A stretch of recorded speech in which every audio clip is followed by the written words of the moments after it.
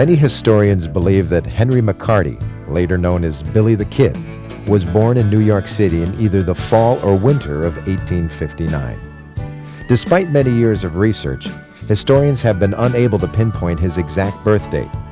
His mother was an Irish immigrant named Catherine McCarty, who claimed to be married to a man named Michael McCarty. Whether or not they were actually married is uncertain. What is certain is that in the mid-1860s, Catherine moved west with her two sons, Henry and Joe, to Indianapolis, Indiana. It was in Indiana that she met a man named William Antrim, who was 13 years her junior. In 1870, she moved with Antrim and her two sons to Wichita, Kansas. And from here, they moved further west, first to Denver and then to Santa Fe, New Mexico, where Antrim and Catherine were married in 1873. Later that same year, the family settled in Silver City, New Mexico. Here, Antrim worked at odd jobs while trying to strike it rich in the silver mines, and Catherine took in boarders to help make ends meet. With both parents working constantly, young Henry McCarty had little adult supervision, and had even less when his mother died of tuberculosis in 1874. One of young Henry's first crimes came in 1875 when, at age 16, he hid clothes that had been stolen from a Chinese laundry. It was not a serious crime, but upon his capture, Henry was put in the Silver City jail.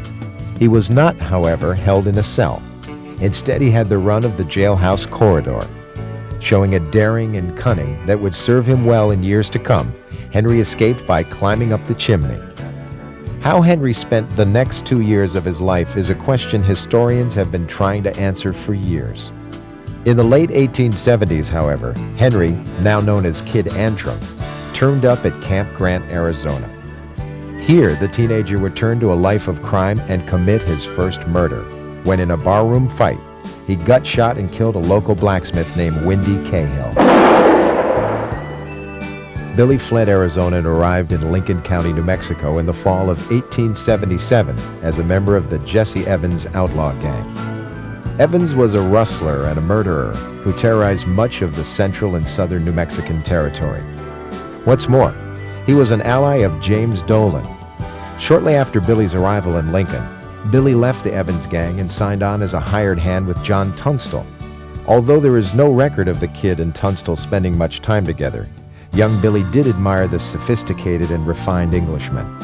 Billy was hired on as a Tunstall hand by young Richard Brewer.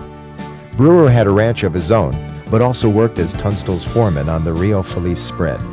Frank Coe, who also worked for Tunstall and was a good friend of the Kid's, remembers the teenage Billy who rode into Lincoln County that fateful autumn of 1877. It was perhaps the most infamous and legendary outbreak of violence in the history of the American West. A bloody and prolonged conflict that resulted in numerous deaths and the destruction of lives and homes. A battle fought for